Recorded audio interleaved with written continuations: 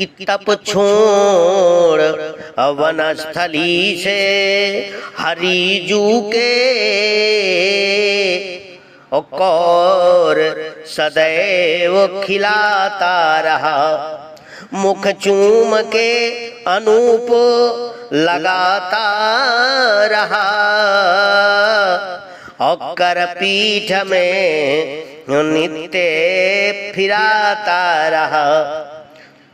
विमलेश सदा वन जंतुओं से और दिन रात जिसे था बचाता रहा।